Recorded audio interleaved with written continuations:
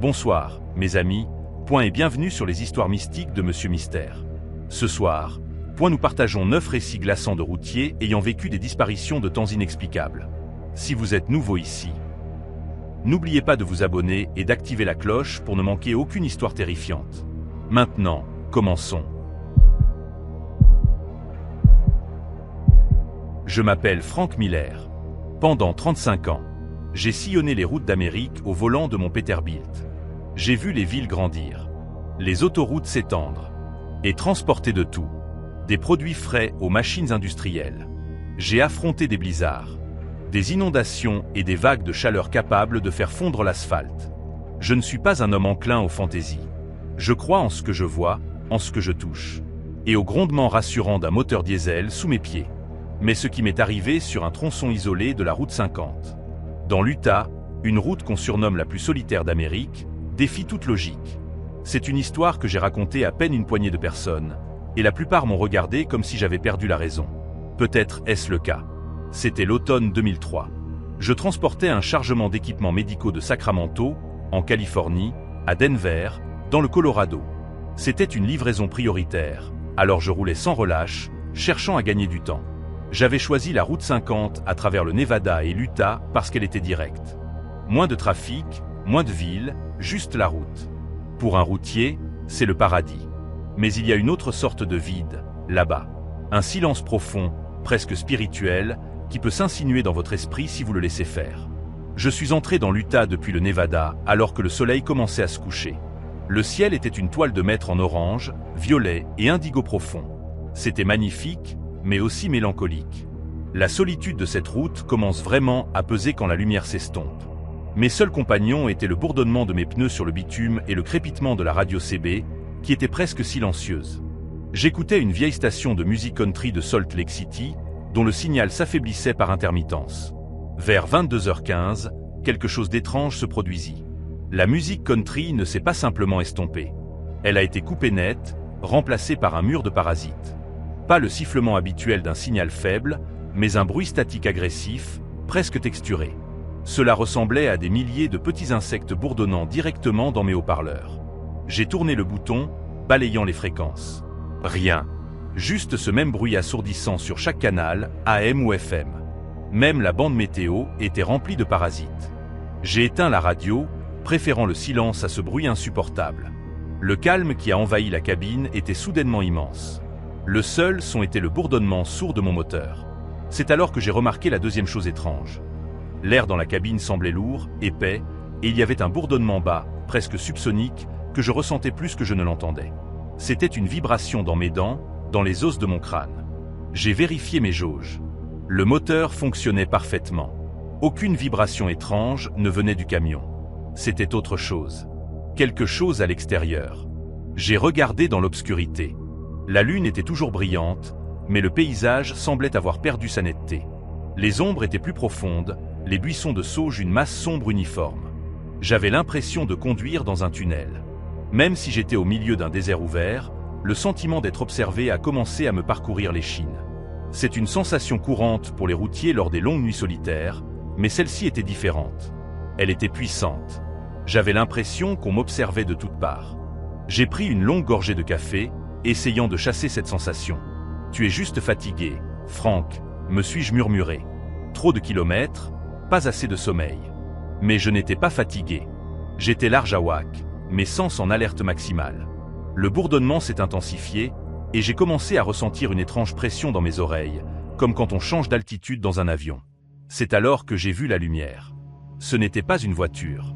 C'était un point lumineux blanc, brillant et immobile, à environ 30 mètres au-dessus de la route, peut-être à 800 mètres devant moi. Il était parfaitement immobile. Il ne scintillait pas, ne vacillait pas. Il était juste là. Ma première pensée a été un hélicoptère. Peut-être la police ou un transport médical, bien que je ne comprenais pas ce qu'il ferait au milieu de nulle part. Mais il n'y avait aucun bruit de rotor. Il n'y avait aucun son, à part le bourdonnement dans mes oreilles et le ronronnement de mon camion. J'ai continué à rouler vers elle, ma vitesse stable à environ 100 km/h. En m'approchant, j'ai vu que ce n'était pas un hélicoptère. Il n'y avait ni corps, ni queue, ni pale. Juste la lumière, une sphère parfaite de lumière blanche intense, de la taille d'une petite voiture. Elle n'éclairait pas le sol en dessous. La lumière semblait contenue en elle-même, ne projetant aucun faisceau. Le désert autour restait sombre, baigné seulement de la pâle lumière de la lune. Mon cœur a commencé à battre la chamade. Ce n'était pas normal. J'ai vu des lumières étranges dans le ciel auparavant, ballons météo, fusées militaires, satellites. Mais celle-ci n'était rien de tout cela. Son intensité et son immobilité étaient profondément antinaturales. J'ai tendu la main vers ma radio CB, ma main tremblant légèrement. J'ai allumé le micro. Breaker 19, ici Rodog. Y a-t-il quelqu'un sur la route 50 dans l'Utah? J'ai une lumière étrange ici. Fin. La seule réponse fut ce même bruit statique violent, encore plus fort qu'avant. Il a explosé dans le haut-parleur, me faisant sursauter. C'était comme si ma transmission l'avait mis en colère. J'ai cliqué à nouveau sur le micro. Allô, quelqu'un sur ce canal? Static. Brilliant. Enrage. Absolute. J'étais maintenant à quelques centaines de mètres de la lumière. Elle était directement au-dessus de la ligne centrale de l'autoroute. J'avais un choix, m'arrêter ou essayer de passer dessous. M'arrêter au milieu de l'autoroute semblait être une mauvaise idée. Cela ressemblait à une reddition. J'étais un routier. Mon travail, c'est de continuer à avancer. Alors, j'ai gardé mon pied sur l'accélérateur. Alors que l'avant de mon camion passait directement sous la sphère, le monde est devenu complètement silencieux. Le bourdonnement dans mes oreilles a cessé. Le ronronnement de mon moteur a disparu. La vibration de la route a disparu. C'était une privation sensorielle totale et complète. C'était le silence le plus profond que j'ai jamais connu. C'était le silence du vide, le silence de l'espace. Et la lumière a rempli tout mon pare-brise. Elle n'était pas aveuglante, mais elle était omniprésente. Une pure, propre, stérile blancheur. J'ai ressenti une étrange sensation de paix m'envahir. Un calme détachement. Toute la peur, toute l'anxiété s'était simplement évaporée. Je me souviens avoir pensé « Oh, c'est donc ça ». Je ne savais pas ce que c'était, mais à ce moment-là, cela avait un sens parfait. La prochaine chose dont je me souviens, c'est la secousse. Ce fut une secousse physique violente, comme si mon camion avait heurté un énorme nid de poule.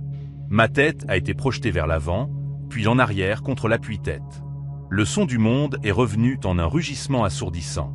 Le moteur hurlait, les pneus crissaient, et la radio CB émettait un sifflement aigu qui ressemblait à une aiguille dans mon oreille. J'étais trempé de sueur. Mon cœur battait contre mes côtes comme s'il voulait s'échapper. J'ai regardé autour de moi, désorienté. La cabine était la même. Le thermos de café était toujours dans son support. Le sac de graines de tournesol était sur le siège passager, mais la lumière avait disparu. J'ai regardé dans mes rétroviseurs, rien que la longue route vide s'étendant derrière moi dans l'obscurité. J'ai pris quelques profondes inspirations saccadées, essayant de me repérer. Mes mains tremblaient si fort que je pouvais à peine tenir le volant. J'ai jeté un coup d'œil au tableau de bord, et c'est alors que la vraie terreur m'a saisi. L'horloge indiquait 1h48. J'ai fixé l'horloge, mon esprit refusant de traiter ce que je voyais. La dernière fois que j'avais regardé l'horloge, juste avant de voir la lumière, il était environ 22h15. J'ai tâtonné pour trouver ma montre, une vieille Timex robuste que j'avais depuis des années. Le cadran indiquait 1h48. J'ai attrapé mon carnet de bord du siège passager. Ma dernière entrée datait de 21h, notant ma position et mon kilométrage. Selon mes calculs, j'aurais dû être à un certain point kilométrique. J'ai regardé par la fenêtre pour voir le petit panneau vert. Le numéro indiqué était presque 320 km plus loin que là où j'aurais dû être. 3h30 avaient disparu. 320 km parcourus. Mon esprit s'est emballé, cherchant une explication rationnelle. Avais-je dormi? On ne s'endort pas et on ne continue pas à conduire parfaitement sur 320 km sur une route aux courbes douces. On Drive. On Essex. On Mert. Et j'étais bien éveillé quand j'ai vu la lumière. Je me souvenais de chaque détail avec une clarté parfaite. Le bruit statique, le bourdonnement, la sphère blanche silencieuse. Avais-je eu une sorte de crise? Un rêve éveillé? Mais qu'en était-il de la distance? Comment mon camion avait-il parcouru 320 km? La jauge de carburant le confirmait. J'avais utilisé une quantité significative de carburant compatible avec cette distance. Mon corps, cependant, avait l'impression d'avoir été écrasé. Mes muscles me faisaient mal, surtout dans le cou et le dos. J'avais une migraine lancinante. J'ai garé le camion sur le bas-côté, les pneus crissant sur le gravier. J'ai coupé le moteur, et le silence qui a suivi fut un soulagement bienvenu. Je suis resté assis là pendant longtemps, fixant le désert, essayant de reconstituer l'impossible. 3 heures et demie de ma vie étaient complètement, absolument manquantes. J'avais un souvenir clair des moments précédant le passage sous la lumière et un souvenir clair de la secousse qui m'avait réveillé. L'espace entre les deux était un vide parfait et absolu. Ce n'était pas comme oublier quelque chose. C'était comme si ce temps n'avait jamais existé pour moi. Il n'y avait pas de rêve, pas d'impression vague, pas de souvenir flou. Il y avait un avant et un après. L'entre-deux était un néant. Je suis sorti de la cabine, mes jambes tremblantes. L'air de la nuit était froid et vif. J'ai fait le tour de mon camion, passant mes mains sur le métal frais de la remorque. Je cherchais quelque chose, n'importe quoi qui était hors de place. Une marque, une éraflure, un signe que quelque chose s'était produit. Le camion était poussiéreux de la route, mais sinon intact. Il n'y avait rien. Je me tenais là, sur le bord de la route, sous ce vaste ciel étoilé de l'Utah, et je me suis senti plus petit et plus insignifiant que jamais dans ma vie. L'univers semblait immense et profondément indifférent, et il semblait détenir des secrets que l'esprit humain n'était pas équipé pour comprendre. J'avais simplement effleuré l'un d'eux, et l'expérience avait laissé un trou dans ma vie, un trou dans ma mémoire. Le reste du trajet jusqu'à Denver fut un flou. Je n'ai pas rallumé la radio. Je ne me suis arrêté que pour le carburant. J'ai livré ma cargaison à l'heure, en fait, en avance grâce à mes kilomètres inexpliqués. Le dispatch a fait une blague sur le fait que j'avais eu un vent arrière. J'ai simplement hoché la tête et forcé un sourire. Comment aurais-je pu lui dire que j'avais perdu un morceau de mon existence sur une route solitaire? Depuis, j'ai essayé d'oublier, mais je n'y arrive pas. Cela me revient dans les moments calmes. La sensation du bourdonnement, la vue de cette lumière silencieuse et parfaite, le retour terrifiant et brutal à la conscience. J'ai lu des choses sur ce genre d'expérience. D'autres personnes, pas seulement des routiers, ont rapporté des expériences similaires de temps manquant, souvent associées à des lumières étranges dans le ciel. Il y a des théories, bien sûr. L'enlèvement par des extraterrestres est la plus populaire. Certaines personnes parlent de crise du lobe temporal ou d'épisodes de micro-sommeil. Mais aucune de ces explications ne rend compte des 320 km. Aucune n'explique les détails partagés dans les récits de personnes qui ne se sont jamais rencontrées. Le bruit statique, le silence, la sensation de calme, l'épuisement physique ensuite. Je ne sais pas ce qui m'est arrivé dans ce vide de 3 heures et demie. Une partie de moi a peur de le savoir. Ai-je été emmené quelque part? Ai-je été étudié? Mon esprit a-t-il simplement été effacé? Le fait de ne pas savoir est la pire des choses. C'est une question constante qui me ronge l'esprit. Je conduis toujours. C'est la seule vie que je connaisse. Mais je suis différent. Je regarde le ciel avec un sentiment de crainte maintenant. J'évite la route la plus solitaire d'Amérique. Et parfois, tard dans la nuit, quand la route est sombre et la radio silencieuse, je peux encore sentir ce bourdonnement bas dans mes dents. Et je me demande s'il reviendra un jour pour le reste de moi. Mon nom est Samuel Jones. Mais tout le monde sur la CB m'appelle Grizzly. J'ai gagné ce surnom parce que je suis un grand gaillard. Un M93 avec des épaules larges comme une porte de grange et une barbe qui n'a pas vu de rasoir depuis 20 ans. Pendant près de 40 ans. Ma vie a consisté à transporter du bois et du charbon sur les routes sinueuses et traîtresses des montagnes Appalaches. Ces routes ne sont pas de simples chemins pour moi. Ce sont les veines d'une créature vivante et ancienne. Je connais chaque virage en épingle qui tente de vous précipiter dans le vide, chaque pente raide qui met à l'épreuve la volonté de vivre de votre moteur, et chaque vallon où le brouillard s'installe si épais qu'on dirait que vous conduisez à travers un verre de lait. Les montagnes ont une personnalité, une présence ancienne et sombre qui précède toute route ou tout camion. Les anciens, ceux dont les racines sont aussi profondes que les chênes, ont des histoires. Ils disent que les montagnes vous observent.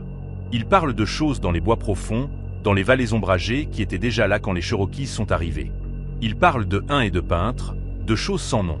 Ils disent que certaines parties de ces collines valent mieux être évitées, surtout après le coucher du soleil, quand le monde leur appartient à nouveau. Je pensais que ce n'était que des superstitions, des histoires effrayantes pour tenir les enfants en laisse. Je n'en suis plus aussi sûr. Pas après ce qui s'est passé sur un tronçon de la route 23, dans l'est du Kentucky. Une nuit qui me hante encore comme une écharde de glace plantée profondément dans mon esprit. C'était à la fin de l'hiver 1998. L'air avait ce froid humide et glaçant qui promet de la neige, mais ne livre qu'une misère qui s'infiltre dans vos articulations. Je conduisais un camion vide, un voyage à vide en direction du nord, après une livraison en Virginie, retour à ma base près de Pikeville, dans le Kentucky. Un camion vide donne toujours une sensation étrange. Trop léger, nerveux, comme un cheval qui a désarçonné son cavalier. Il était tard, L'horloge de mon tableau de bord indiquait bien après minuit. La route était glissante, recouverte d'un film gras d'humidité, et des bancs de brouillard dense dévalaient des flancs de collines comme des avalanches au ralenti, s'accrochant au vallon et avalant la route tout entière. C'est normal dans les Appalaches. On apprend à respecter le brouillard. Ce n'est pas simplement de la vapeur d'eau. C'est un rideau qui peut cacher n'importe quoi. On ralented. On serre le volant plus fort. Et on allume les phares, ce qui ne fait souvent qu'empirer les choses, comme regarder un mur blanc qui vous aveugle au cerf prêt à se présenter à votre calandre. Je traversais un tronçon particulièrement redoutable, connu localement sous le nom de l'échine du serpent.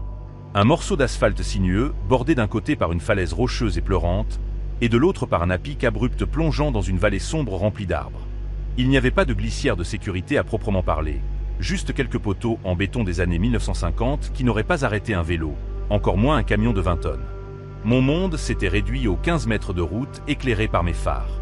Le brouillard devenait de plus en plus épais à chaque seconde. Il ne se contentait plus de rouler. Il se condensait, devenant une chose solide et tangible.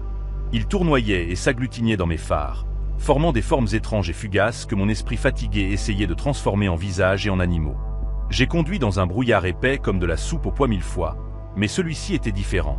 Ce brouillard semblait intentionnel. Il semblait se refermer sur moi, comme un prédateur isolant sa proie. La cabine était silencieuse, à part le ronronnement rassurant du moteur cumin et le tum-tum-tum rythmé des essuie-glaces, qui livraient une bataille perdue contre la condensation épaisse se formant sur le pare-brise. Ma radio était éteinte. Il n'y a pas grand signal à capter dans ces vallées profondes de toute façon. Juste les fantômes de vieilles chansons country et de prédicateurs de feu et de soufre.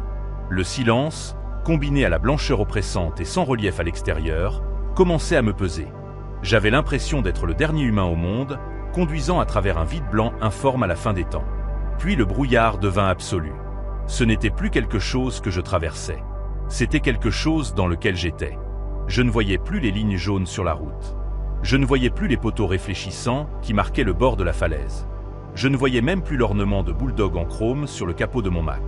C'était l'expérience la plus profonde et désorientante que j'ai jamais vécue derrière un volant. J'ai ralenti le camion jusqu'à une vitesse d'escargot, peut-être 8 km/h, mes articulations blanches sur le volant. Mon cœur battait un rythme frénétique contre mes côtes. Tous mes instincts, 40 ans d'entre eux, hurlaient de m'arrêter. Mais s'arrêter au milieu d'un virage aveugle sur l'échine du serpent, c'est une sentence de mort. Je devais continuer à avancer, centimètre par centimètre, priant pour être encore sur un sol solide. Et puis, aussi soudainement que cela avait commencé, le moteur s'est coupé. Pas de hoquet, pas de tout sautement, pas d'avertissement. Un moment, le moteur était une chose vivante grondant sous moi. Le suivant, il n'y avait plus qu'un silence profond et assourdissant qui s'est précipité pour combler le vide. Les lumières du tableau de bord ont clignoté une fois, une spasme verte frénétique, puis se sont éteintes. Mes phares ont disparu, me plongeant dans une obscurité laiteuse impénétrable. La seule lumière était la lueur fantomatique du brouillard lui-même, qui semblait s'auto-illuminer, un phénomène que je n'avais jamais vu avant ni depuis. J'étais dans un camion mort, aveugle, sur l'une des routes les plus dangereuses du Kentucky. La panique, froide et tranchante comme un éclat de verre, a commencé à s'installer. J'ai tourné la clé dans le contact. Rien. Pas un clic, pas un gémissement. Le silence était absolu. J'ai réessayé, remuant la clé, pompant l'embrayage. Mort. La batterie était morte, ce qui n'avait aucun sens. C'était une batterie neuve, ultra puissante, que j'avais installée moi-même une semaine plus tôt, assez puissante pour démarrer une locomotive. J'ai actionné l'interrupteur de la lumière intérieure. Rien. J'ai essayé la radio, la CB, le klaxon. Rien ne fonctionnait. Le camion était un cercueil de métal de 20 tonnes, une masse inerte d'acier et de caoutchouc. J'étais complètement et absolument impuissant. Je suis resté assis là pendant ce qui m'a semblé être une éternité, mon souffle formant de la buée dans la cabine froide, seule preuve que j'étais encore en vie. Le silence était la partie la plus angoissante. Dans les montagnes, il y a toujours un son. Le vent chuchotant à travers les pins, l'appel lointain d'un engoulevent, le ruissellement de l'eau le long d'une paroi rocheuse. Mais là, il n'y avait rien. C'était un silence mort, plat, artificiel, comme l'intérieur d'une pièce insonorisée, et le brouillard lumineux à l'extérieur pressé contre les vitres, immobile, observateur.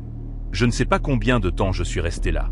Le temps semblait avoir perdu son sens, s'étirant et se comprimant.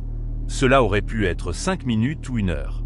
J'étais simplement figé, écoutant le tambourinement frénétique et terrifié de mon propre cœur. Puis, À travers le silence, j'ai entendu un son. Il était doux, rythmé et totalement déplacé. Top, top, top.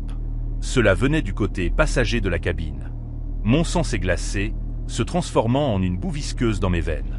Lentement, à contre-cœur, j'ai tourné la tête, mes muscles du cou hurlant en protestation, mes yeux plissant pour voir à travers l'obscurité vers la vitre du passager.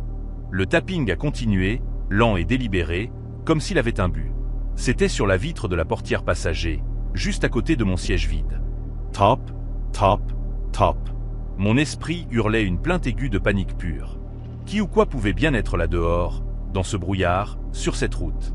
Ma première pensée rationnelle a été une branche d'arbre poussée par un vent que je ne pouvais pas entendre. Mais le son était trop précis, trop rythmé. Ce n'était pas le grattement aléatoire d'une branche. C'était un coup. Quelqu'un ou quelque chose frappait à ma porte. Je n'ai pas bougé. Je n'ai pas respiré. J'ai simplement fixé l'obscurité de la vitre du passager, mon esprit repassant chaque histoire de fantômes et légendes de montagne que ma grand-mère m'avait jamais racontée. Les histoires des Huns qui errent sur les vieilles routes à la recherche d'un moyen d'entrée. Les récits de créatures étranges qui vivent dans les bois sombres et profonds. Le tapping s'est arrêté.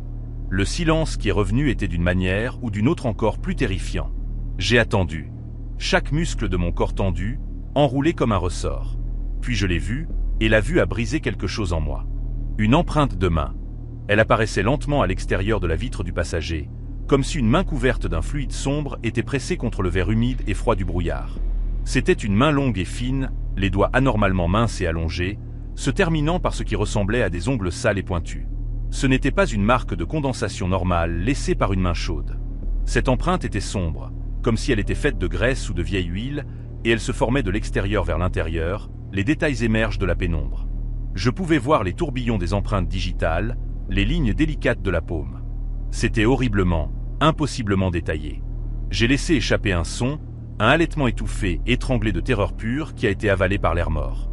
Je me suis recroquevillé en arrière dans mon siège, un mouvement frénétique et maladroit, me pressant contre la portière côté conducteur comme si je pouvais fondre à travers l'acier froid et m'échapper. L'empreinte de main est restée sur la vitre pendant un long moment, une silhouette sombre parfaite contre la lueur fantomatique du brouillard, une carte de visite d'un cauchemar.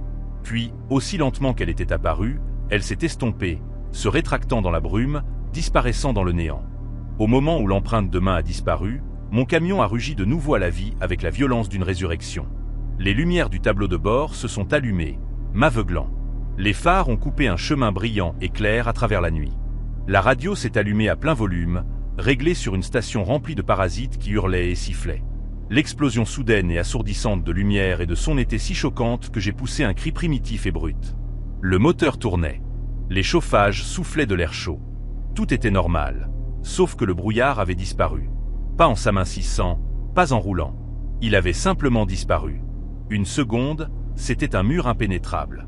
La suivante, le ciel était une toile de fond noir cristalline remplie d'un milliard d'étoiles froides et pointues. La lune, presque pleine, jetait une lumière sereine et argentée sur la vallée, révélant chaque arbre, chaque roche, chaque centimètre de la route que j'avais été si aveugle à voir des moments plus tôt. C'était comme si le brouillard avait été un rideau et que quelqu'un l'avait simplement arraché. Je suis resté là, tremblant violemment pendant une minute entière. Mon esprit ne pouvait pas réconcilier les deux réalités, le brouillard silencieux et lumineux étouffant et cette nuit cristalline et paisible. J'ai penché la tête avec prudence et j'ai regardé la vitre du passager. Elle était propre. Il n'y avait aucune empreinte, aucune trace, aucun résidu huileux, aucune preuve de la main qui avait été là quelques instants plus tôt. C'était comme si cela n'avait jamais eu lieu. Mais cela avait eu lieu. Je le savais. Ma première et seul instinct a été de sortir de là aussi vite que mon camion pouvait aller. J'ai enfoncé le levier de vitesse en position drive et j'ai écrasé l'accélérateur. Les pneus ont hurlé en protestation alors que je m'élançais loin de cet endroit maudit. J'ai conduit le reste du chemin jusqu'à la maison dans un état d'alerte maximale, mes yeux se dirigeant vers le rétroviseur toutes les quelques secondes, à moitié attendant de voir ce brouillard blanc malveillant se refermer derrière moi. Quand j'ai finalement tourné dans ma propre allée, la vue familière de ma maison, un phare de raison, j'ai regardé l'horloge sur mon tableau de bord. Elle indiquait 4h15. J'ai vérifié ma vieille montre Timex. 4h15. Cela ne pouvait pas être exact. Mon esprit luttait avec les calculs. Quand mon camion était mort, il était juste après minuit. J'avais été sur ce tronçon de route pendant 1 heure au maximum dans ma perception. J'avais été assis dans le noir, paralysé par la terreur pendant ce qui m'avait semblé être 30 ou 40 minutes. Mais les horloges impartiales et impitoyables, insistaient sur le fait que près de 4 heures s'étaient écoulées. 4 heures? Où étaient-elles passées? Je n'avais aucun souvenir d'elles. Ma mémoire était une ligne droite ininterrompue. Conduire dans le brouillard, le camion mourant, le silence, le tapping, l'empreinte de main, puis le retour soudain et violent de tout. Il n'y avait aucun trou dans ma perception, aucune sensation d'avoir dormi. Mais le monde avait avancé de 4 heures sans moi. J'ai essayé de rationaliser. Dieu sait que j'ai essayé. Peut-être que je me suis endormi et que j'ai fait un cauchemar vivant. Un épisode de paralysie du sommeil où l'on est éveillé mais incapable de bouger. Mais cela n'explique pas le camion mort. Tous les systèmes électroniques tombant en panne en même temps, puis revenant à la vie simultanément. Cela n'explique pas la disparition instantanée et impossible du brouillard. Et surtout, cela n'explique pas le temps. J'ai vérifié ma jauge de carburant. Elle était exactement là où elle aurait dû être pour la distance que j'avais parcourue. Je n'avais conduit nulle part. J'avais simplement été assis pendant 4 heures dans un état de non-existence, une bulle de temps où quelque chose d'autre était aux commandes. Je n'ai jamais raconté à ma femme Martha toute l'histoire. Je lui ai simplement dit que j'étais tombé sur un brouillard épais et que j'avais dû m'arrêter un moment, que je devais m'être assoupi. Comment dire à la personne que l'on aime que l'on pense avoir rencontré quelque chose dans les montagnes? Quelque chose d'ancien et de terrifiant qui vit dans le brouillard et frappe aux fenêtres des voyageurs égarés? Comment expliquer que cela a pris 4 heures de ma vie et n'a laissé que le souvenir d'une empreinte de main sur une vitre? Une tache froide dans mon âme qui ne sera plus jamais chaude. Je conduis toujours sur ces routes. C'est mon travail. C'est ma vie. Mais je ne les conduis plus la nuit, si je peux l'éviter. Et chaque fois que je vois le brouillard commencer à descendre des collines, je sens un nœud de crainte froide se serrer dans mon estomac. Je m'arrête au dîner ou à l'aire de repos la plus proche et j'attends. Peu importe le retard que cela me fait prendre. Je ne conduirai pas dans le brouillard, car je sais ce qu'il y a dedans. Ou plutôt, je sais que quelque chose s'y trouve. Et je n'ai aucune envie de découvrir ce qui se passe si cela décide de prendre plus que mon temps. Je m'appelle Carlos Ramirez. On m'appelle un routier de la nouvelle école. J'ai commencé à conduire en 2010 et j'ai adopté ce mode de vie avec un équipement moderne. Mon camion est un Kenworth T680 dernier cri. Plus proche d'un centre de commandement mobile que des bêtes rouillées que les anciens idéalisent. Il a toutes les options. Un GPS multi-écran qui prédit le trafic que je ne verrai jamais ici. Une radio satellite avec 1000 chaînes. Un mini refrigerateur rempli de boissons energizantes. Et même un petit écran plat pour mes temps morts. Je suis habitué à être connecté. Mon téléphone est mon lien vital avec ma famille à San Diego. Et Internet m'empêche de devenir fou sur ces longues routes solitaires. Je suis un homme de technologie. Je crois aux signaux, aux données, et à la logique prévisible des belles des machines. Un problème a une cause, et un effet a une source. Alors, quand je vous raconte ce qui m'est arrivé sur un tronçon silencieux de la US 95, dans le Nevada, vous devez comprendre à quel point cela a ébranlé ma foi en ce monde prévisible. Ce n'était pas un fantôme ou un monstre sorti d'une histoire de feu de camp. C'était quelque chose de bien plus insidieux, bien plus terrifiant dans sa précision froide. C'était un signal. C'était en juillet 2018, au plus fort d'un été brutal. Je transportais une remorque réfrigérée, un réfer rempli de produits frais des champs verts de l'Idaho jusqu'à Las Vegas, insatiable et étincelante. Le soleil était un marteau impitoyable, frappant l'asphalte et créant des mirages de chaleur qui faisaient ressembler les montagnes lointaines à des îles flottant sur un lac d'argent. La US 95 est une longue route solitaire qui traverse le cœur du désert du Nevada. C'est un endroit de vastes espaces vides, de villes fantômes autrefois en proie à la fièvre de l'or, et d'immenses terrains clôturés appartenant à l'armée. Le gouvernement possède beaucoup de terres par là-bas, et les panneaux que vous voyez ne sont pas pour des pièges à touristes. Ce sont des avertissements en lettres capitales pour des endroits comme le site d'essai du Nevada et la base aérienne de Creech, foyer des pilotes de drones. Cela donne à toute la région une étrange ambiance secrète, comme si vous conduisiez devant les portes verrouillées d'un laboratoire clandestin. Pour éviter le pire de la chaleur, qui peut tuer vos pneus et votre moteur, je roulais de nuit. Le désert la nuit est un monde entièrement différent.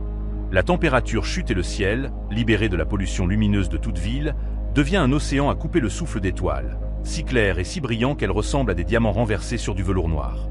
C'est paisible. J'avais ma radio satellite réglée sur une station de rock des années 90. Le grincement familier des guitares, une encre réconfortante dans l'immensité de l'obscurité. Mon GPS suivait ma progression, une voix féminine calme m'interrompant de temps en temps pour me dire de continuer tout droit pendant encore 240 km. Tout était routinier. Tout était sous contrôle. Vers 2 heures du matin, j'étais quelque part dans le no man's land désolé entre Tonopah et Beatty. Ma radio satellite a soudainement coupé. La musique a disparu, remplacée par un silence profond. Un message à l'écran indiquait « Acquisition du signal ». Ce n'est pas inhabituel dans les zones reculées. Même les satellites ont des angles morts. Je n'étais pas inquiet. J'ai basculé sur la radio FM classique, m'attendant à ne trouver que le sifflement et le crépitement des parasites. J'ai commencé à balayer les fréquences avec le bouton sur mon volant. Ce n'était que des sifflements, des crépitements et les murmures lointains de stations éloignées, comme je m'y attendais. Puis je suis tombé sur une fréquence quelque part dans les basses années 90 sur le cadran, et les parasites ont disparu. Il y avait une voix. C'était la voix d'un homme parlant d'un ton calme, égal, presque robotique. Il n'y avait pas de musique, pas de parasites, pas de bruit de fond. La qualité audio était si parfaite, si cristalline. C'était comme s'il était assis sur le siège passager à côté de moi, parlant directement dans mon oreille. Il ne me parlait pas, cependant. J'avais l'impression d'écouter une communication privée, une diffusion qui n'était pas destinée aux oreilles du public. Le contenu était bizarre. Il énumérait simplement des choses, un rapport clinique d'une sorte. Alpha Tango 79. Le sujet est coopératif. La respiration est normale. Le rythme cardiaque est élevé, mais stable à 98 battements par minute. Début de la séquence delta. La voix était totalement dépourvue d'émotion. C'était la voix d'un scientifique, d'un technicien, pour qui c'était juste une autre journée au bureau. Ma première pensée a été qu'il devait s'agir d'une sorte de transmission militaire, peut-être en provenance du polygone d'essai voisin. Je captais probablement un signal non crypté égaré. C'était étrange, mais ma curiosité était piquée. J'ai continué à écouter. Un petit frisson me parcourant à l'idée de jeter un coup d'œil derrière le rideau. Sequence Delta Initi. La voix a continué, aussi calmement qu'avant. Stimulus auditive introduit. Une onde sinusoïdale basse fréquence à 16 Hz, en dessous du seuil normal de l'audition humaine. Le sujet ne montre aucune réaction extérieure. Cependant, l'activité neurologique montre une augmentation significative dans le lobe temporal. Le schéma se maintient. Le sujet entre dans un état de suggestibilité accrue.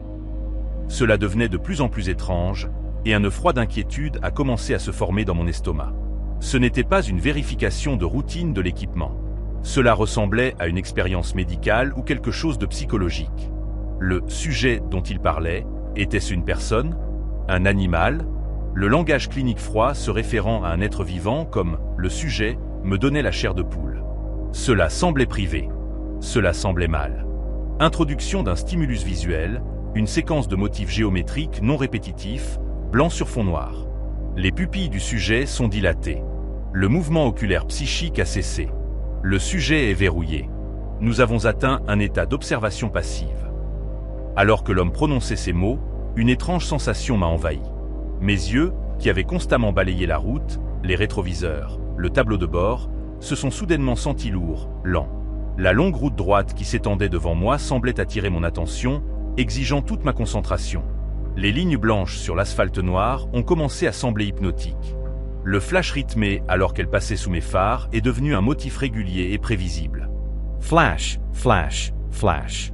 Mes mains étaient toujours sur le volant, mais je ressentais une déconnexion, comme si j'étais un passager dans mon propre corps. L'état se maintient, a dit la voix, son ton calme un contraste terrifiant avec le cri silencieux d'anxiété qui fleurissait dans ma poitrine. Le sujet est réceptif. Nous allons maintenant introduire le récit principal, l'implant de mémoire. La séquence est la suivante. Un souvenir d'enfance, un sentiment de perte, un profond regret personnel. La réponse émotionnelle devrait être significative. Mon esprit a commencé à dériver, sans attache. La route, le camion, la voix à la radio. Tout a commencé à sembler lointain, comme un rêve dont je me souvenais à moitié. Une image a surgi dans ma tête, non sollicitée, entièrement formée et riche en détails sensoriels. J'étais un enfant, peut-être 7 ou 8 ans, debout au milieu d'une foire comtale animée. Je pouvais sentir la douceur écœurante du pop-corn et de la barbe à papa. Je pouvais entendre la musique joyeuse, légèrement désaccordée, d'un manège voisin. Je tenais un ballon rouge. Je me souvenais de la sensation de la ficelle, fine et tendue dans ma petite main. Je me souvenais de la façon dont le ballon tirait, voulant s'envoler vers les nuages. Et puis je me suis souvenu d'avoir lâché la ficelle. Je ne sais pas si c'était un accident ou si je l'ai fait exprès. Je me souviens juste de la sensation de la ficelle glissant entre mes doigts et de regarder le ballon rouge unique s'élever. S'élever dans le ciel bleu d'été jusqu'à ce qu'il ne soit plus qu'un petit point, puis il a disparu. Et je me suis souvenu d'un sentiment de tristesse profonde et écrasante, une sensation d'avoir perdu quelque chose de précieux et de beau. Et c'était de ma faute. Le souvenir était si vif, si réel, qu'il semblait plus réel que le volant dans mes mains. Mais voici le problème. Cela n'est jamais arrivé. Je ne suis jamais allé à une foire Comtal enfant. J'ai grandi dans une jungle de béton à Los Angeles. Mes parents travaillaient toujours 2 emplois chacun. Il n'y avait pas de manège, pas de barbe à papa, et certainement pas de petit garçon avec un ballon rouge. C'était un souvenir qui n'était pas le mien. Il avait été placé dans ma tête. La voix à la radio m'a ramené du souvenir fantôme. Un plan narratif réussi. Le sujet présente une réponse émotionnelle élevée. De l'humidité saline détectée sur les joues. Des larmes confirmées. Nous passons à la phase finale, le protocole d'effacement. Mon visage était mouillé. J'ai touché ma joue et mes doigts sont revenus humides. J'avais pleuré, des larmes réelles pour un faux souvenir qui ne m'appartenait pas. Une peur froide et aiguë, plus terrifiante que n'importe quelle histoire de fantôme, m'a saisi. Qu'est-ce qui se passait? Étais-je le sujet? Étais-je Alpha Tango 79? Initiation du protocole d'effacement, a dit la voix, son ton aussi plat et définitif que le marteau d'un juge. Une impulsion auditive haute fréquence a suivi, puis une période de déplacement temporel induit. Le sujet ne conservera aucun souvenir de la séquence précédente. Il percevra une transition fluide. Le différentiel de temps sera d'environ 94 minutes. La procédure est terminée. Fin de la diffusion. Au moment où il a dit fin de la diffusion, la radio a coupé pour un silence absolu et profond. Pas de sifflement, pas de parasite, juste un air mort et vide. J'ai cligné des yeux. La cabine de mon camion semblait revenir au premier plan avec une secousse brutale. La lueur verte du tableau de bord, la sensation solide du volant dans mes mains, le bourdonnement bas du moteur. Je me sentais engourdi, profondément confus, comme me réveillant d'un sommeil puissant et sans rêve. J'ai regardé la route. C'était toujours le même long tronçon sombre de la US 95, mais quelque chose n'allait pas. Le ciel dans mon rétroviseur n'était plus noir pur. Il y avait une lueur grisâtre pourpre à l'horizon et l'aube approchait. J'ai jeté un coup d'œil à l'horloge sur mon tableau de bord. Elle indiquait 3h37. Mon sang s'est glacé. C'était impossible. La dernière fois que j'avais regardé l'horloge, quand la radio satellite avait coupé pour la première fois, il était juste après 2 heures. La diffusion que j'avais écoutée, toute l'expérience surréaliste, n'avait pas pu durer plus de 5 ou 10 minutes dans ma perception. Mais l'horloge disait que près d'1h30 s'était écoulée, 94 minutes pour être précis. Le différentiel de temps sera d'environ 94 minutes. Les mots de la voix résonnaient dans ma tête, une prophétie glaçante qui s'était réalisée. J'ai attrapé mon téléphone. L'heure était 3h37. J'ai ouvert frénétiquement le journal de mon GPS. Il montrait que mon camion avait parcouru plus de 160 km depuis 2h03, se déplaçant à une vitesse presque parfaitement constante. Je n'avais aucun souvenir d'avoir conduit cette distance. Mon dernier souvenir clair était celui de la voix à la radio parlant d'un implant narratif. Puis rien. Un vide parfait et sans couture. Un trou dans mon esprit d'exactement 94 minutes. J'avais conduit en pilote automatique. Mon corps accomplissait la tâche complexe de conduire un véhicule de 36 tonnes sur une autoroute publique, tandis que mon esprit était ailleurs. Détourné, nourri d'un faux souvenir, étudié, puis effacé. J'ai garé le camion sur le bas-côté de gravier, mes mains tremblant si fort que je pouvais à peine diriger. J'ai essayé de retrouver la station de radio, tournant frénétiquement le bouton, désespéré de trouver une preuve quelconque. Il n'y avait rien, juste des parasites. Elle avait disparu, comme si elle n'avait jamais existé. Je suis resté assis dans mon camion sur le bord d'une route du Nevada, regardant le soleil commencer à se lever. Et j'ai eu l'impression d'être un morceau de matériel qui venait d'être accédé à distance, reprogrammé et nettoyé. L'expérience était si propre, si clinique, si effroyablement efficace. Ce n'était pas un événement paranormal. Cela ne semblait ni ancien ni spirituel. Cela semblait technologique. J'avais l'impression d'avoir accidentellement syntonisé la fréquence opérationnelle de quelque chose de profondément secret et hautement avancé. Quelque chose qui utilise les espaces vides du désert comme son laboratoire privé. Étaient-ce les militaires? Une agence gouvernementale clandestine pratiquant des techniques de guerre psychologique? Je n'ai aucune preuve. Tout ce que j'ai, c'est un trou de 94 minutes dans ma vie et le souvenir fantôme d'un ballon rouge perdu qui, encore aujourd'hui, peut me faire ressentir une soudaine et inexplicable douleur de tristesse. Je n'en parle pas. À qui le dirais-je? Cela ressemble à un film de science-fiction. Les divagations d'un routier privé de sommeil. Mais je sais ce que j'ai entendu et je sais ce que j'ai ressenti. Je suis un homme de technologie et je crois avoir vécu une technologie qui n'est pas destinée à la connaissance publique. Parfois, je me demande quel était le but. Étais-je juste une cible aléatoire, un sujet d'opportunité, ou était-ce un test? Et la question la plus glaçante de toutes, celle qui me tient éveillé lors des longues nuits calmes. Était-ce la première fois? Combien d'autres trous de 94 minutes y a-t-il dans ma vie dont je ne sais rien? Tous soigneusement colmatés, ne me laissant rien d'autre qu'une transition fluide. Je continue à conduire, mais je ne fais plus confiance au silence. Et je ne balaie plus jamais les fréquences radio dans le désert. J'ai peur de ce que je pourrais trouver, ou de ce qui pourrait me retrouver à nouveau. Je m'appelle Ben Carter. Je conduis des camions depuis environ 15 ans, principalement de haut en bas sur le corridor I-5, l'artère principale de la côte ouest. Je transporte tout, depuis le bois parfumé des forêts brumeuses de l'Oregon jusqu'aux palettes d'électronique délicate en route vers le cœur étincelant de la Silicon Valley. Je suis un conducteur de nuit par choix. J'aime le calme profond, les routes dégagées et la sensation que le monde est endormi pendant que je suis là-bas, au travail. Un gardien silencieux du commerce de la nation. J'ai vu ma part de choses étranges sur la route après minuit. Des phares fantômes qui disparaissent. Des voitures roulant sans leur lumière, comme des requins sombres. Des gens changeant des pneus dans les endroits les plus ridiculement dangereux. L'occasionnelle étoile filante traversant le ciel comme une déchirure dans le tissu de la nuit. Je pensais être immunisé contre la peur. Je pensais avoir une catégorie pour tout. Mais la chose que j'ai vue dans les montagnes du sud de l'Oregon n'était pas seulement étrange, elle était impossible.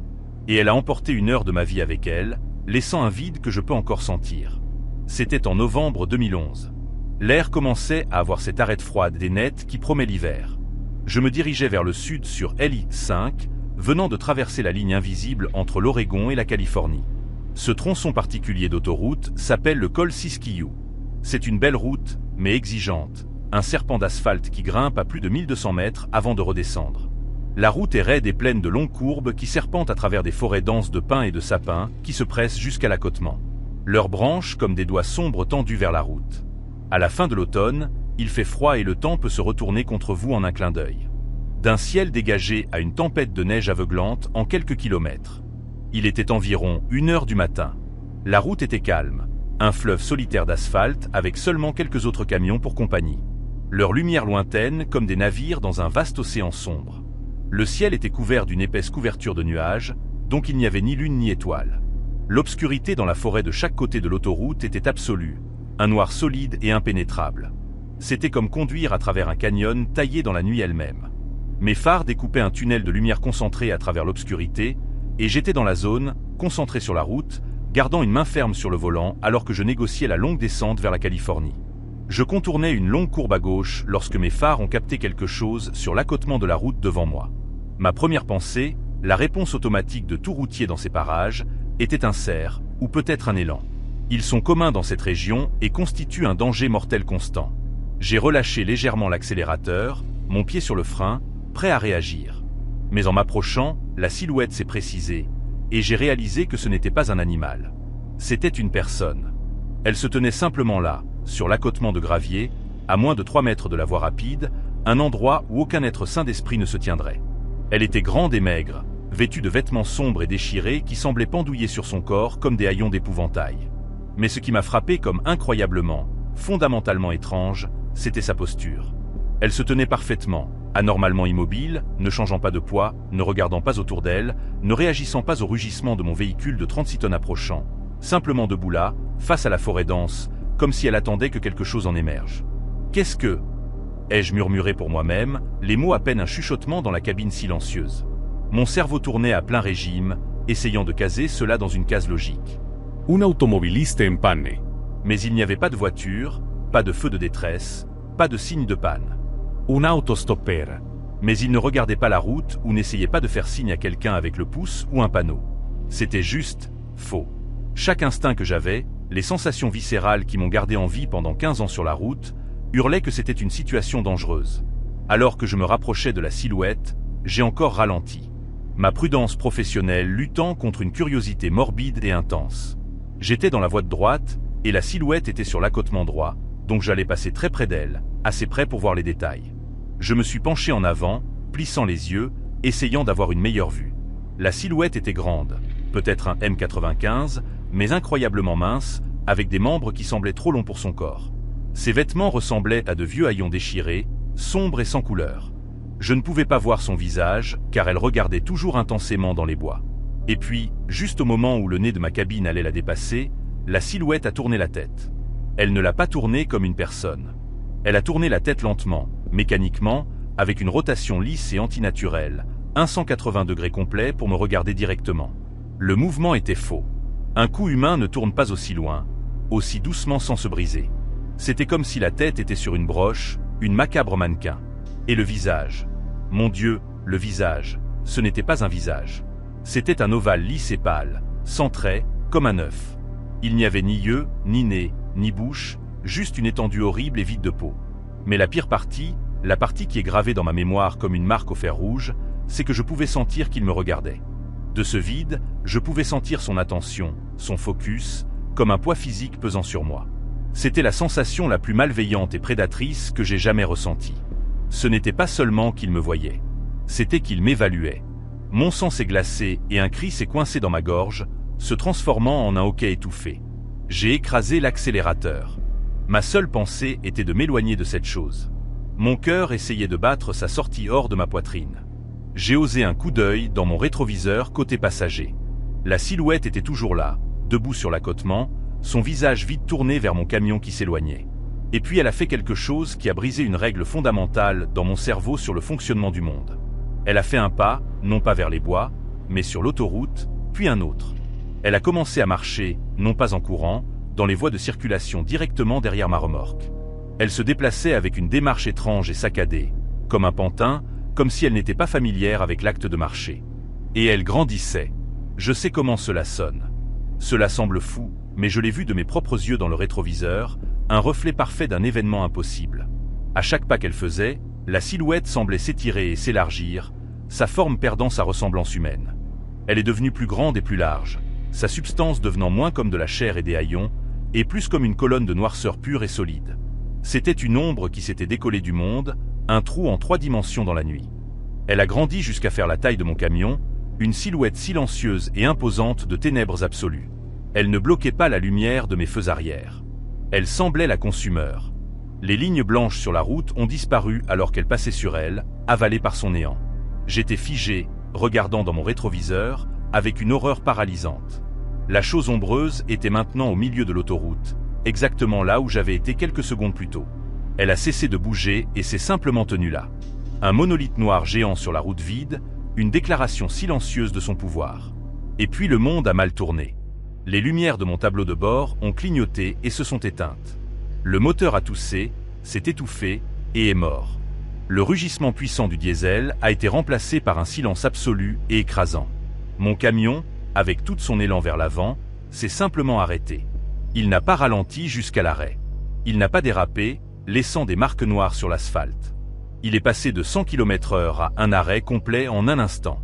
L'inertie aurait dû me projeter à travers le pare-brise. Elle aurait dû déchirer le camion, la cargaison se déplaçant, le châssis se tordant, mais ce n'est pas arrivé. J'étais simplement arrêté. Je n'ai même pas été projeté en avant dans mon siège.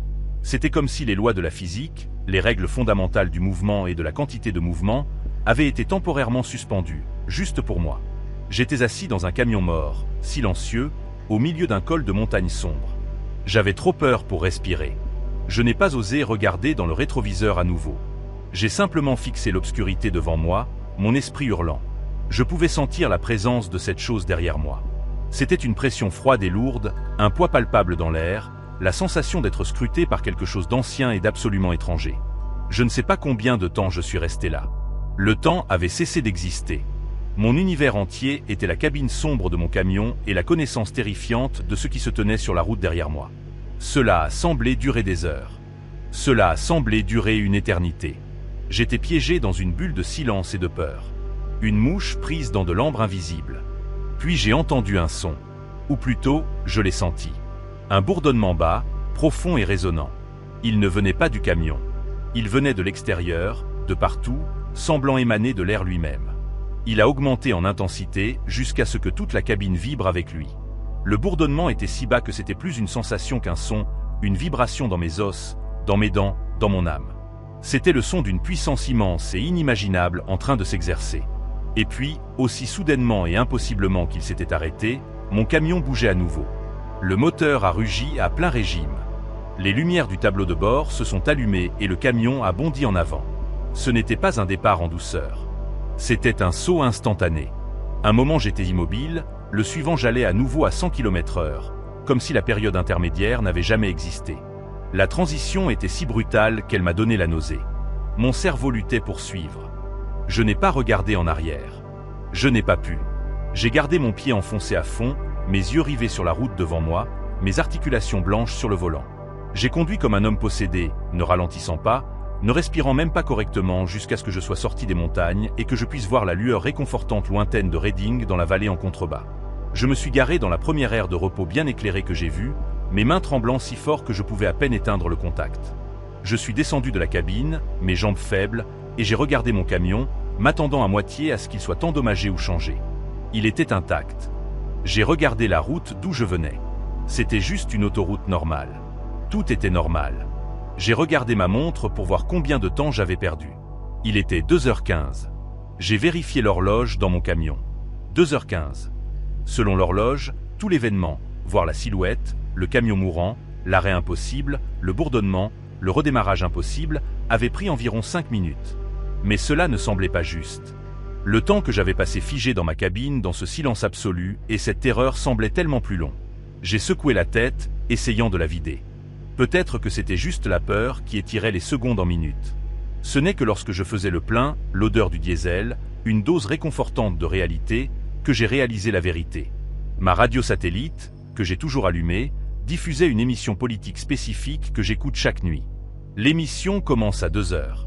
L'animateur était bien avancé dans un segment avec un invité que je savais être généralement à 1h dans le programme. Confus, j'ai vérifié mon téléphone. J'avais un message de mon dispatch envoyé à 1h30, demandant une mise à jour rapide de mon état. Un message que je n'avais jamais vu ni entendu arriver. Mon sang s'est glacé alors que les morceaux s'emboîtaient. J'avais vu la silhouette vers 1h. Mon camion était mort, puis il avait redémarré. Mais il n'était pas 1h05. Il était 2h15. 1h15 avait disparu du monde. Mais pas de ma perception d'être piégé.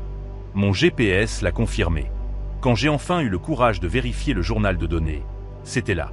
Un trou des 1h15 dans les données. Une période où mon camion était enregistré comme étant complètement stationnaire sur le col Siskiyou, à des coordonnées qui me plaçaient juste au milieu de cette longue courbe. Qu'est-il arrivé pendant cette heure? J'étais conscient. J'étais éveillé. J'étais terrifié, mais mon souvenir n'est qu'un long moment étiré de peur silencieuse. C'est comme si mon cerveau n'avait enregistré que les premières et les dernières minutes de l'expérience, et que l'heure entre les deux était simplement partie. Une cassette vide. Une section de ma vie qui a été réécrite par un bourdonnement vibrant. Je crois que cette chose sur la route, cette ombre qui a grandi à partir d'un homme, m'a fait quelque chose. Elle n'a pas seulement arrêté mon camion. Elle m'a arrêté. Elle m'a tenu dans une bulle de temps en dehors du flux normal du monde et m'a examiné. Je ne sais pas ce que c'était. Une légende locale que les vieux bûcherons chuchotent, une créature d'une autre dimension qui parfois transperce. Je n'ai pas de catégorie pour cela. Tout ce que je sais, c'est que c'était réel. Je conduis toujours sur Rally 5, mais je redoute le col Siskiyou. Quand je le traverse maintenant, surtout la nuit, je ne regarde pas les accotements. Je garde les yeux rivés sur la route devant moi, et je prie pour ne pas voir une grande silhouette mince regardant dans les bois, car je sais que si je la revois, elle ne prendra peut-être pas seulement 1 heure de mon temps. Elle pourrait tout prendre. Mon nom est Elan Evans, mais sur la route, on m'appelle Ellie. Je conduis depuis environ 8 ans, une seconde carrière que j'ai choisie pour moi-même. Je m'y suis mise après que mes enfants aient grandi et aient eu leur propre vie. La maison est devenue trop silencieuse et j'ai découvert que je n'étais pas faite pour l'immobilité. J'aime la solitude de la route ouverte, le bourdonnement tranquille du moteur, le sentiment d'indépendance, et voir le vaste et magnifique tapis de ce pays se dérouler à travers mon pare-brise.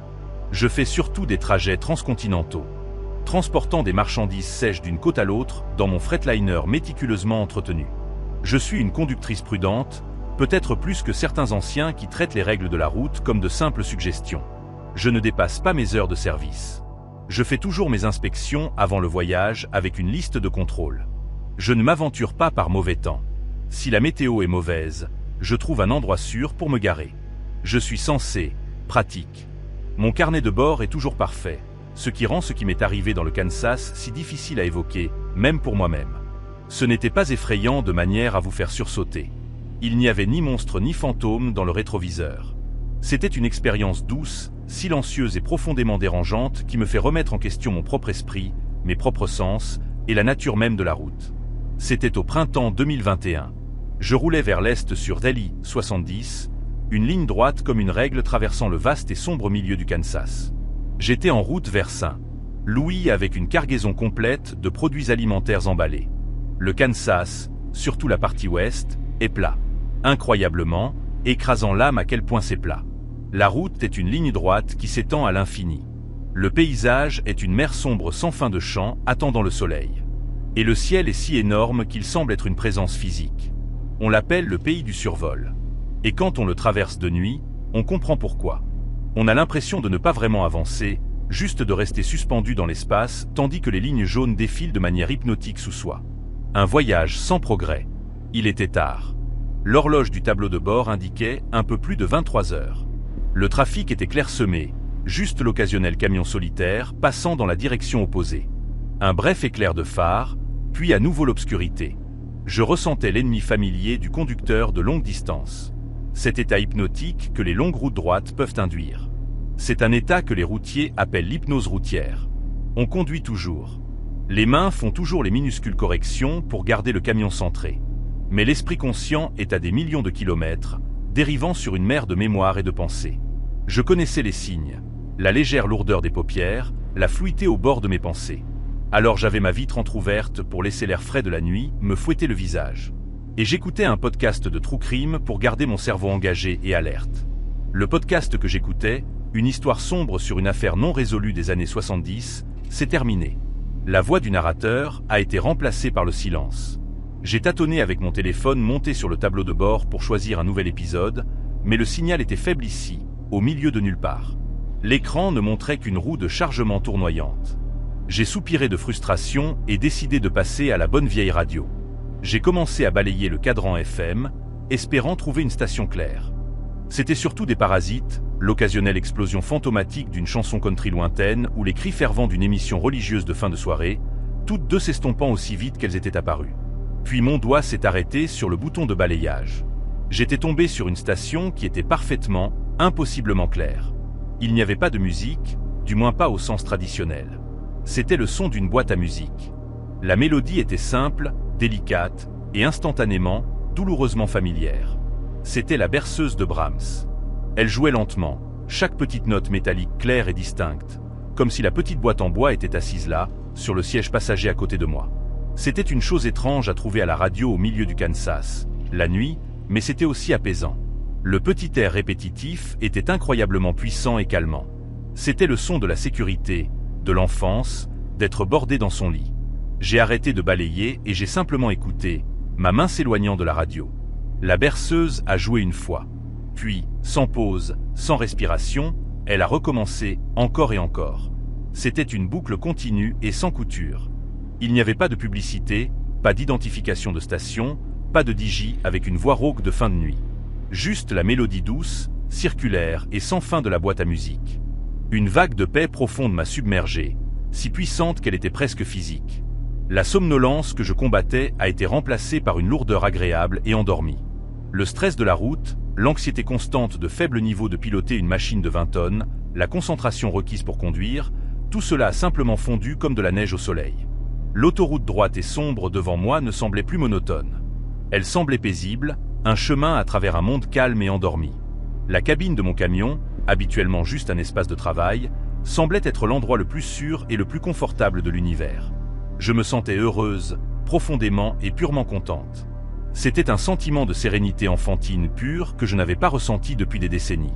Je me souviens d'une pensée claire se formant dans mon esprit, une pensée qui semblait à la fois merveilleuse et dangereuse. C'est agréable. Je pourrais écouter cela pour toujours. La mélodie a continué son voyage en boucle douce, s'entremêlant au rythme de ma propre respiration. Mes paupières se sont senties lourdes, alourdies par un plomb doux. Le monde extérieur à mon pare-brise semblait s'adoucir et se brouiller sur les bords. La rudesse de la route sombre se dissolvant en un gris doux. Le tum-tum rythmé des pneus sur les joints de dilatation de la route est devenu une percussion douce accompagnant la berceuse. Tout était en harmonie. Tout était parfait. La prochaine chose dont je me souviens, c'est qu'on m'a arraché à cet endroit paisible et parfait par le klaxon d'un camion. Un klaxon fort, en colère, terrifiantement proche, provenant d'un autre camion. Mes yeux se sont ouverts d'un coup. La musique sereine avait disparu. Ma cabine était remplie du rugissement de mon propre moteur et de l'explosion assourdissante du camion à côté de moi. J'étais dans la voie de gauche, la voie rapide, et mon camion dérivait régulièrement vers l'accotement herbeux. Un énorme Peterbilt était juste à côté de moi dans la voie de droite. Son conducteur clignotant ses phares et appuyant sur son klaxon, le son un cri violent d'avertissement. Il venait de me sauver la vie. Mon cœur a bondi dans ma gorge, un oiseau douloureux et frénétique. J'ai tiré brusquement le volant vers la droite, corrigeant ma trajectoire avec une poussée d'adrénaline froide. Mon corps était inondé, mes mains tremblantes, ma respiration venant en halètement douloureux et irrégulier. Je m'étais endormi au volant. Moi, Hélène Evans, la sensée, la prudente, la conductrice professionnelle, je m'étais endormi. L'autre routier m'a dépassé et j'ai vu sa main faire un geste par la fenêtre, un mouvement sec et en colère qui signifiait probablement « Reprends-toi, idiote ». J'étais trop secoué pour lui faire même un signe de pouce en remerciement. J'ai ralenti et garé mon camion sur le large accotement, les pneus crissant bruyamment sur le gravier, un son qui prouvait que j'étais encore dans le monde réel. Mon esprit tournait, essayant de rattraper. J'ai coupé le moteur et je suis resté assise dans le silence soudain qui sifflait. Mon cœur battait comme un tambour contre mes côtes. La radio était silencieuse. La boîte à musique avait disparu. Je l'ai rallumée, mes doigts tremblants alors que je manipulais le cadran, balayant frénétiquement toute la bande FM. Rien. Juste des parasites, des sifflements, des crépitements. Je suis revenu à la fréquence où je l'avais trouvée. Rien.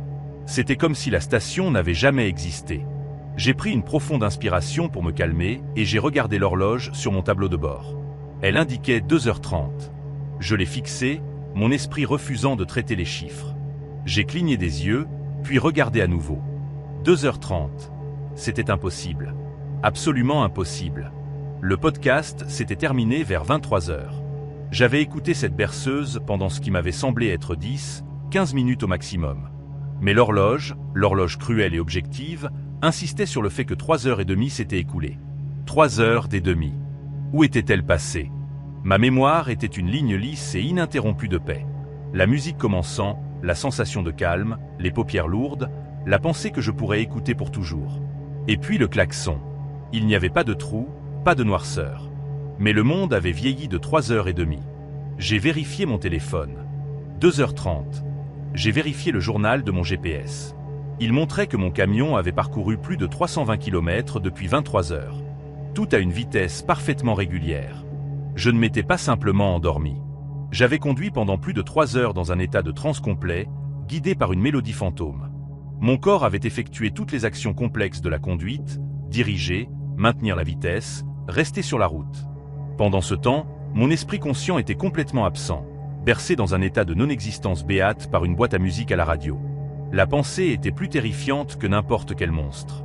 C'était une violation. Quelque chose avait pénétré dans ma cabine par une simple onde radio, m'avait drogué avec une mélodie, et volé non seulement mon temps, mais mon contrôle. Cela m'avait transformé en automate, un fantôme dans ma propre machine.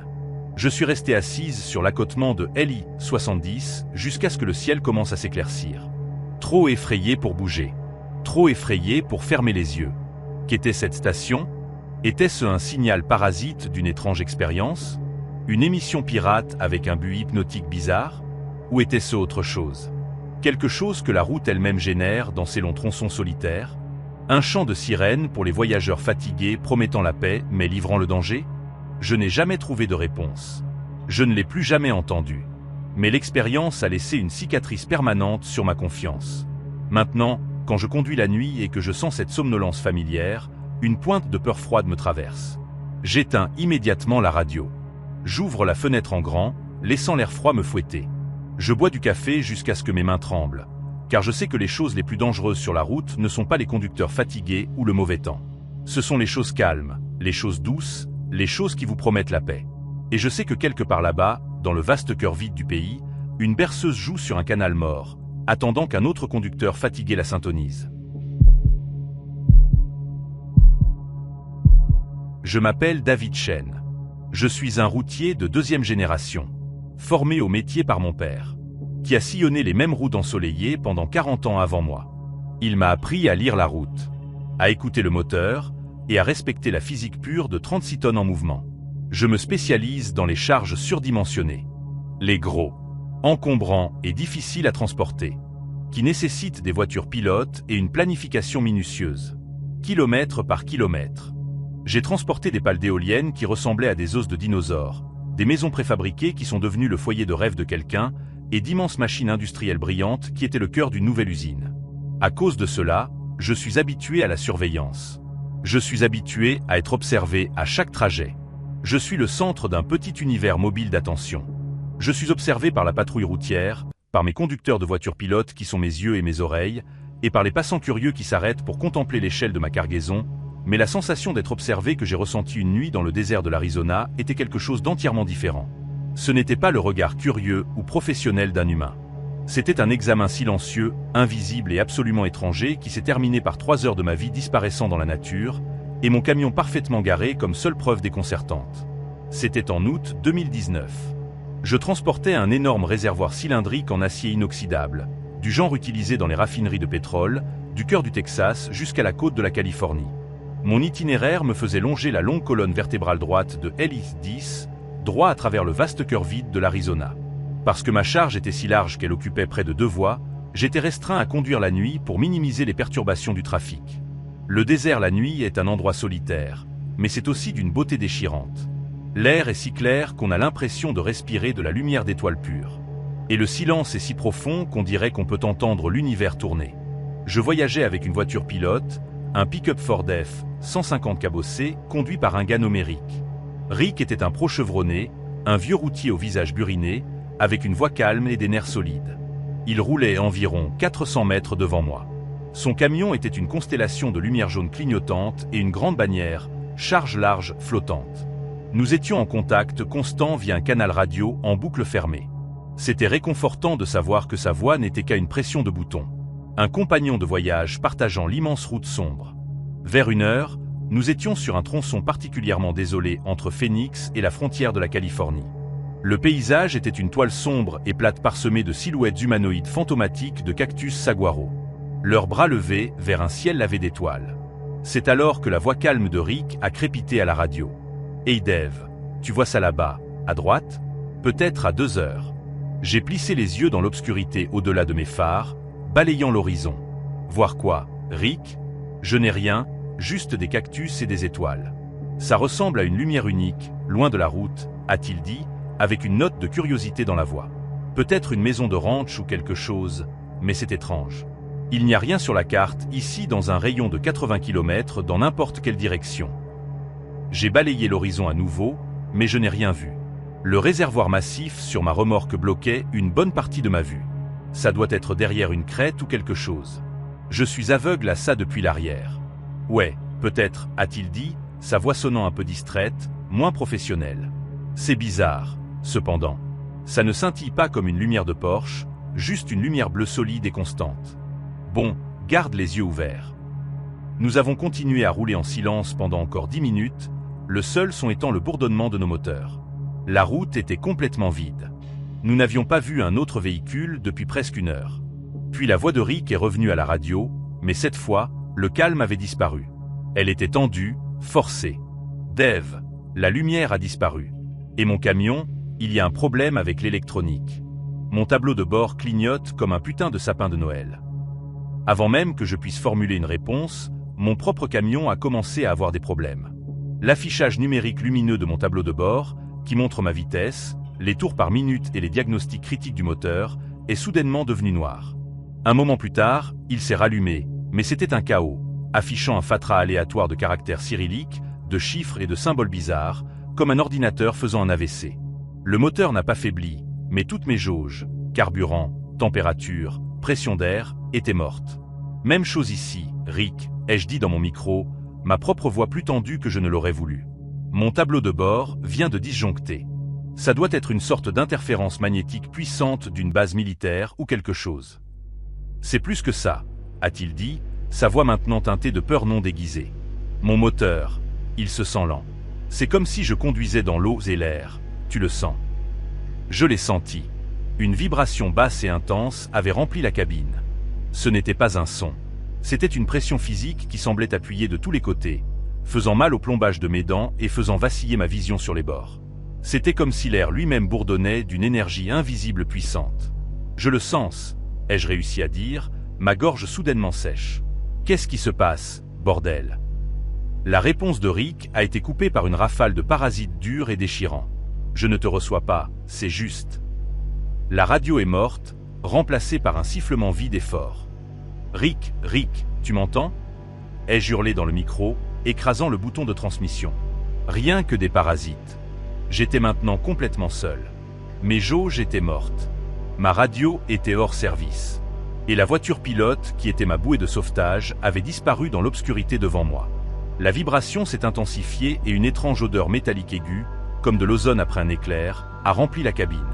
La panique, froide et aiguë, commençait à monter dans ma poitrine.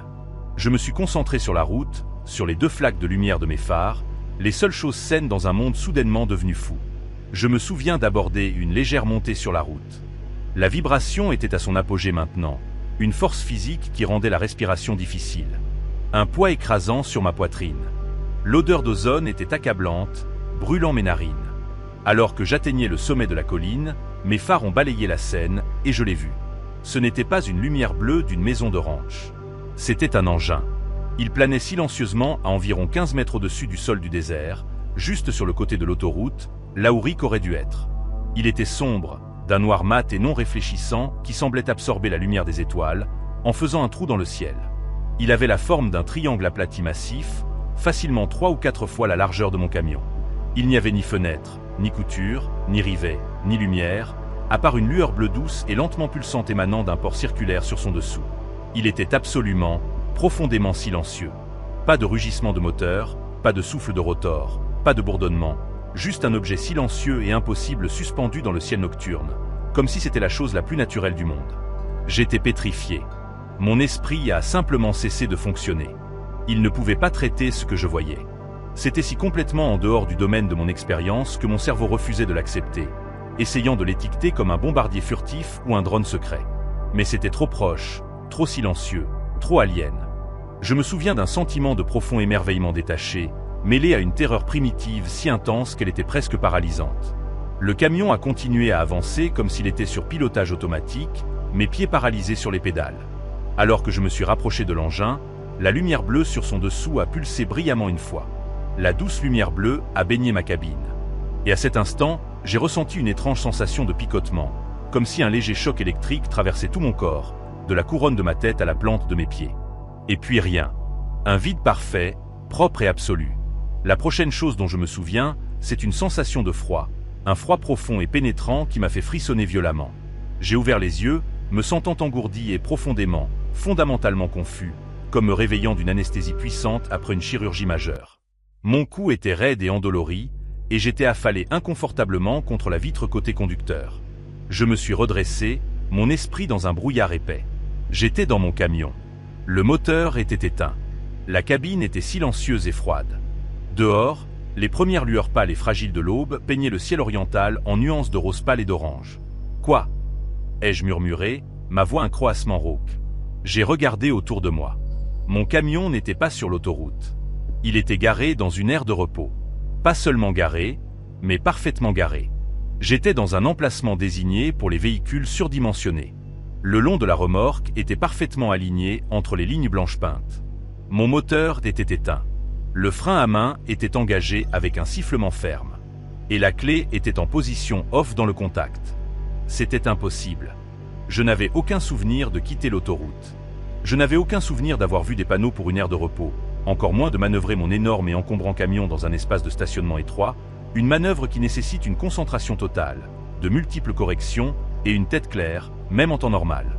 La panique a commencé à s'installer alors que mon esprit s'éclaircissait, vif et acide. J'ai attrapé mon téléphone. L'écran était noir. La batterie était complètement morte, ce qui était étrange car elle était complètement chargée et branchée. J'ai regardé ma montre bracelet, une vieille Citizen fiable. Les aiguilles étaient arrêtées. La batterie était morte aussi. J'ai tâtonné pour tourner la clé dans le contact, priant un Dieu en qui je n'étais pas sûr de croire. À mon immense soulagement, les systèmes du camion se sont mis en marche. Le tableau de bord s'est allumé avec sa lueur verte familière, et le moteur a démarré avec son rugissement puissant et réconfortant. J'ai regardé l'horloge sur le tableau de bord. Elle indiquait 4h05. Mon sang s'est glacé. La dernière fois que je m'en souvenais, il était juste après 1 heure. 3 heures. Un trou de 3 heures avait été percé dans ma vie. Mes mains tremblantes, j'ai attrapé le micro de la radio, le plastique frais contre ma paume moite. Rick. Rick, tu es là? C'est Dave. Fin. J'ai été accueilli par le silence. Mon cœur s'est serré. J'ai réessayé, ma voix se brisant de désespoir. Rick, s'il te plaît, si tu m'entends, réponds-moi. Un moment plus tard, une voix est revenue, faible et tremblante, à peine un murmure. Dave. Oh mon Dieu. Dave, c'est toi? Où es-tu? Je suis dans une ère de repos. Ai-je dit, une vague de soulagement étourdissant me submergeant. Bornometer 84. Où es-tu? Il y a eu une pause, puis la voix de Rick est revenue, remplie d'incrédulité totale. Je suis ici aussi, a-t-il dit. Je suis garé juste derrière toi. J'ai regardé dans mon rétroviseur latéral et c'était là. Le F-150 de Rick avec ses lumières jaunes maintenant éteintes, garé proprement dans l'emplacement directement derrière ma remorque. Je suis descendu de ma cabine dans l'air frais et immobile du matin. Rick était déjà sorti de son camion, son visage pâle comme un fantôme sous son tâle, ses yeux écarquillés avec une peur que je savais être le reflet de la mienne. « Qu'est-ce qui s'est passé » a-t-il demandé, sa voix à peine un murmure. « Je ne sais pas. » ai-je dit, ma propre voix creuse. Mon dernier souvenir, c'est d'avoir vu quelque chose. Une grosse chose triangulaire, puis plus rien. Je me suis juste réveillé ici, garé, a-t-il dit, passant une main dans ses cheveux clairsemés. J'ai vu la lumière bleue devenir brillante, puis j'étais ici. Je me suis réveillé il y a quelques minutes. Mon camion était éteint. Mon téléphone est mort. Ma montre s'est arrêtée.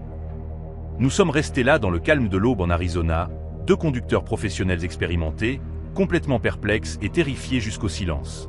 Nous avions tous les deux perdu les mêmes 3 heures. Nous nous étions tous les deux réveillés au même endroit, nos véhicules garés avec une précision que ni l'un ni l'autre n'aurait pu réaliser en une journée, sans souvenir de la manière dont nous étions arrivés là. C'était un blackout partagé, un vol synchronisé de temps. Nous avons vérifié nos camions de haut en bas. Il n'y avait ni marque, ni dommage, rien de déplacé. Ils étaient simplement garés. Nous avons vérifié nos carnets de bord. La dernière entrée pour nous deux datait de 1 heure. La prochaine entrée devrait montrer une période stationnaire de 3 heures que ni l'un ni l'autre ne pouvait expliquer. Comment expliquer cela au département des transports? Désolé, officier.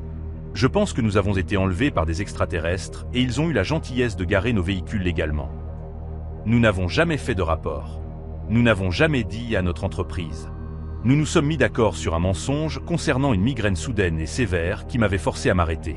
Nous avons terminé le travail, livré le réservoir en Californie, et nous nous sommes séparés avec un regard silencieux et complice qui en disait bien plus que des mots ne pourraient jamais le faire. Nous n'en avons plus jamais parlé. Qu'y avait-il à dire? Mais je ne peux pas l'oublier.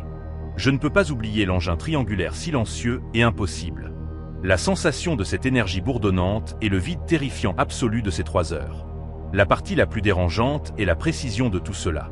Nous n'avons pas simplement été abandonnés sur le bord de la route. Nous avons été pris, puis ramenés. Nos camions ont été conduits, garés avec soin et éteints. C'était délibéré. C'était propre. C'était comme si nous étions des spécimens dans une expérience qui avait été soigneusement conclue. L'équipement de laboratoire soigneusement rangé après. Je conduis toujours, mais je ne me sens plus en contrôle. J'ai l'impression de simplement emprunter la route et d'emprunter mon temps à autre chose qui est là, observant depuis les espaces sombres et silencieux du désert. Je m'appelle Michael Kozlowski. Je suis un transporteur de lait. Originaire du cœur du pays laitier de l'Amérique. Né et élevé dans le Wisconsin. Depuis 25 ans. Tout mon monde. Toute mon existence a été définie par le triangle de route entre Green Bay, Madison et Milwaukee. Je connais chaque ferme avec un silo penché. Chaque route de campagne qui se transforme en gravier sans avertissement. Et chaque petite ville avec un seul feu de circulation clignotant. Je conduis un camion-citerne, une balle d'argent roulante, transportant du lait frais et froid des fermes aux usines de transformation. C'est un travail qui fonctionne selon un calendrier strict et impitoyable. Le lait est périssable. Il n'attend personne. On ne peut pas être en retard. On ne peut pas se permettre de perdre du temps. Le temps est l'ennemi contre lequel on court toujours. C'est pourquoi la nuit où j'ai perdu 90 minutes sur une route que j'ai parcourue 1000 fois me hante encore. Ce n'était pas seulement le temps perdu. C'était le son qui l'accompagnait. Un son qui a défait le monde que je pensais connaître. C'était une nuit froide et d'une clarté brutale à la fin octobre 2016. La récolte du maïs était terminée, laissant les champs nus et hérissés comme une coupe de cheveux fraîches. L'air avait cette morsure nette et froide de l'hiver approchant, une odeur de terre froide et de fumée de bois lointaine. Je rentrais à mon dépôt de Green Bay, ma citerne vide et résonnante après une dernière livraison près de Madison. Pour économiser quelques kilomètres, je prenais un raccourci, une route d'État à 2 voies qui serpente comme un serpent paresseux à travers des terres agricoles vallonnées et de petits bois sombres. Il était environ 22h30. La route était complètement, absolument déserte. Il n'y avait que moi, mon camion et le vaste ciel étoilé du Wisconsin. J'écoutais l'émission post-match des Packers à la radio, le bourdonnement familier et réconfortant des animateurs disséquant chaque jeu, chaque fumble, chaque triomphe. C'est un rituel pour moi, une façon de décompresser. La route devant moi était une ligne droite pour les prochains kilomètres. Un ruban noir traversant les champs endormis et sombres. Tout était parfaitement normal, parfaitement routinier. C'était une nuit comme 1000 autres nuits. La première chose que j'ai remarquée, c'était un changement subtil à la radio. Les voix des commentateurs sportifs, habituellement si nettes et autoritaires, ont commencé à se déformer. Elles ont ralenti, leurs mots s'étirant comme si les piles de la radio mouraient d'une mort lente et agonisante, et le son était déformé par Neil. Bientôt, les voix sont devenues un grognement bas et déformé, puis se sont estompées complètement. Pas en parasite, mais en un bourdonnement étrange et pulsant. J'ai tapé sur le côté de la radio, un vieux réflexe. « Allons, ce vieux tas de ferraille », ai-je marmonné. Mais le bourdonnement a persisté. Ce n'était pas un bourdonnement mécanique de mon moteur ou un sifflement des haut-parleurs. C'était un bourdonnement basse fréquence, profondément résonnant et rythmé. Whamp, whamp, whamp. C'était un son qui semblait venir de partout à la fois. De l'intérieur de ma propre tête, des champs froids à l'extérieur, de l'air même dans la cabine. C'était un son profondément désorientant qui faisait sentir le liquide dans mon oreille interne comme s'il se balançait. Puis mes phares ont vacillé. Ils ne se sont pas éteints, mais ils se sont assombris et éclaircis en une synchronisation parfaite et troublante avec le bourdonnement pulsant. Whamp. Le monde extérieur s'est assombri en un crépuscule trouble. Whamp. Le monde s'est rallumé en une lumière blanche et crue. L'effet était hypnotique, surréaliste. Tout le monde extérieur à mon pare-brise pulsait. La route, les arbres squelettiques au bord des bois, les lumières lointaines et solitaires des maisons de ferme. Tout respirait au rythme de ce son impossible. Une vague de vertige et de confusion m'a submergé. Mon cerveau ne pouvait pas donner un sens aux entrées sensorielles contradictoires. J'ai ressenti une touche de vertige, comme si le camion penchait sur un axe invisible. J'ai ralenti, mes grandes mains serrant le volant si fort que mes articulations me faisaient mal. Le bourdonnement s'est intensifié. Le son est devenu plus fort. Je pouvais le sentir dans ma poitrine maintenant.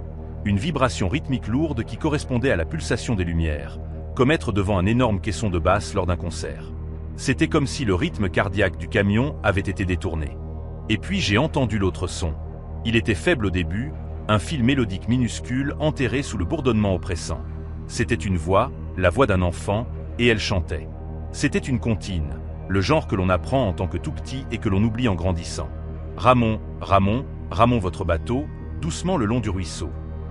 La voix était cristalline et douloureusement douce. Le ton pur et clair d'une jeune fille, mais il n'y avait aucune émotion dedans. C'était plat, mélodique et parfaitement mécanique et répétitif, comme un enregistrement d'une poupée antique. Et cela venait de ma radio CB. Ma CB était toujours allumée, une habitude des vieux jours, mais le volume était baissé au minimum. Je ne l'utilisais jamais sur ces routes de campagne. Les canaux étaient morts. Mais maintenant, cette voix d'enfant émanait de son haut-parleur, parfaitement claire, superposée au bourdonnement profond et pulsant comme un fil d'argent sur du velours noir. Joyeusement, joyeusement, joyeusement, joyeusement, la vie n'est qu'un rêve. La voix était terrifiante dans son innocence. Elle était si déplacée, si profondément impossible. Qui pourrait diffuser une enfant chantant une comptine sur un canal CB mort, au milieu du Wisconsin rural à 23h? La chanson s'est terminée, et pendant un moment terrifiant, il n'y a eu que le « wump wump » du bourdonnement et les lumières pulsantes. Puis, avec la précision glaciale d'une machine, la chanson a recommencé. Ramon, Ramon, Ramon votre bateau. C'était une boucle, une voix fantomatique et désincarnée chantant une comptine sur un canal mort. Un écho oublié piégé dans les ondes. Ma main, tremblant légèrement, s'est tendue et a tâtonné avec le bouton de la CB, l'éteignant complètement. Le petit haut-parleur a cliqué dans le silence. La voix s'est arrêtée, mais le bourdonnement et les lumières pulsantes ont continué leur rythme hypnotique impitoyable. Un étrange sentiment de calme a commencé à descendre sur moi, une sensation épaisse et sirupeuse qui a émoussé les arêtes vives de ma peur. C'était comme la sensation que l'on a juste avant de s'endormir. Une lourdeur paisible et une reddition. Mes pensées sont devenues lentes et floues, dérivant comme des nuages. Le monde pulsant à l'extérieur semblait moins menaçant, presque beau dans sa étrange danse rythmique. Le bourdonnement n'était plus choquant. Il était apaisant, primitif, comme le rythme cardiaque d'un géant me berçant pour m'endormir. Je me souviens d'une pensée cohérente, claire comme une cloche dans le brouillard de mon esprit. La vie n'est qu'un rêve. Les mots de la chanson résonnaient dans ma tête. Et à ce moment-là, il semblait être la vérité la plus profonde et indéniable de l'univers. Mes paupieres se sentaient incroyablement lourdes. Chacune comme un poids de plomb. J'étais toujours en train de conduire.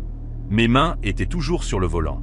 Mais je me sentais détaché de mon propre corps, comme si je regardais un film de quelqu'un d'autre conduisant mon camion sur une route stroboscopique et bourdonnante. La prochaine chose dont je me souviens, c'est le son d'un klaxon de train. Un long, fort et perçant coup de klaxon qui a brisé le calme comme une pierre à travers une vitre en vitrail. Cela m'a ramené à une conscience palpitante. Mes yeux se sont ouverts d'un coup, mon cœur martelant mes côtes comme s'il essayait de s'échapper. J'étais arrêté. Mon camion était au ralenti à un passage à niveau. Les deux lumières rouges clignotaient leur avertissement alterné, les barrières abaissées en travers de la route. Un long train de marchandises passait, ses wagons grinçant et crissant bruyamment sur les rails. Une symphonie de bruit industriel brut. J'étais complètement désorienté. Je ne me souvenais pas de m'être arrêté. Je ne me souvenais même pas d'approcher d'un passage à niveau. Le bourdonnement avait disparu. Mes phares étaient stables, traçant un chemin solide sur le côté des wagons de train qui passaient. La radio diffusait une chanson country normale. Tout était redevenu normal. Effroyablement, impossiblement normal. Le dernier wagon du train est passé, sa lumière rouge rétrécissant dans l'obscurité. Les barrières se sont levées avec un soupir pneumatique et la lumière rouge a cessé de clignoter. J'ai pris une profonde inspiration tremblante et mis le camion en marche, mon pied instable sur l'embrayage. Alors que je traversais les rails, mes yeux ont été attirés par l'horloge sur mon tableau de bord. Il était exactement minuit. J'ai gelé, le camion sursautant légèrement. C'était impossible. J'ai fixé les chiffres verts, les suppliant de changer, de faire sens. La dernière fois que j'avais regardé, il était environ 22h30. L'endroit où le bourdonnement avait commencé était à seulement 16 ou 19 km de ce passage à niveau. À une vitesse lente et prudente, cela aurait dû me prendre 15, peut-être 20 minutes pour arriver ici. Pas 1h30. 90 minutes. Despereuse. Évanoui dans un vide bourdonnant et pulsant. Mon esprit s'est précipité désespérément, essayant de combler le vide, de construire un pont sur ce gouffre de temps perdu. Mon dernier souvenir était de me sentir calme et somnole, écoutant le bourdonnement, acceptant le rêve. Puis rien. Un vide complet et sans couture jusqu'à ce que le son du klaxon du train me réveille. Où étais-je pendant 1h30? Avais-je conduit dans cet état de transe tout ce temps? J'ai garé le camion sur l'accotement de gravier dès que j'ai été dégagé du passage à niveau, mes mains tremblant trop pour continuer. J'ai sorti mon carnet de bord et ma carte, les outils familiers de mon métier, espérant qu'ils pourraient offrir une logique. J'ai regardé ma position. J'avais parcouru exactement 19 km depuis l'endroit où j'avais estimé que l'événement avait commencé. 19 km et 90 minutes. Mon esprit a fait le calcul simple et terrifiant. Cela fait une vitesse moyenne de 13 km/h.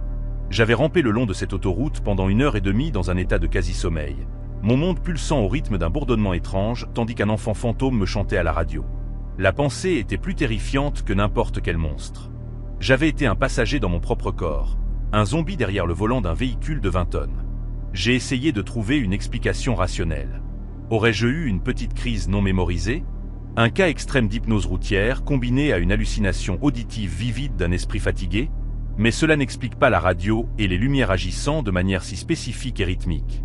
Cela n'explique pas la perte de temps pure et simple confirmée par l'horloge, une machine qui n'hallucine pas. La phrase de la chanson m'est revenue, non plus profonde mais terrifiante. La vie n'est qu'un rêve. À ce moment-là, j'avais l'impression d'avoir été piégé dans le rêve de quelqu'un d'autre. Un monde étrange au ralenti où le temps s'écoulait comme de la mélasse. Le klaxon du train avait été mon réveil. Une intrusion violente du monde réel, me ramenant dans le flux normal du temps juste avant. Quoi ? Qu'est-ce qui serait arrivé si ce train n'était pas venu ? Aurais-je simplement continué à avancer à 13 km/h jusqu'à ce que mon camion soit à court de carburant ? Me serais-je réveillé du tout ? Je ne l'ai jamais découvert. Il n'y a eu aucun autre rapport de phénomènes étranges dans la région cette nuit-là. C'était juste ma propre expérience inexplicable sur une route solitaire du Wisconsin. Je conduis toujours cet itinéraire. C'est une partie de mon travail. Mais maintenant, je fais attention à plus que juste la route. J'écoute le silence. Et chaque fois que je passe ce tronçon d'autoroute, une partie de moi a peur d'entendre les premières notes faibles d'une boîte à musique ou la voix claire et douce d'un enfant chantant une berceuse, m'invitant à retourner dans le rêve. Et je me demande si, la prochaine fois, je serai assez fort pour refuser l'invitation. Je me demande si, la prochaine fois, je me réveillerai un jour.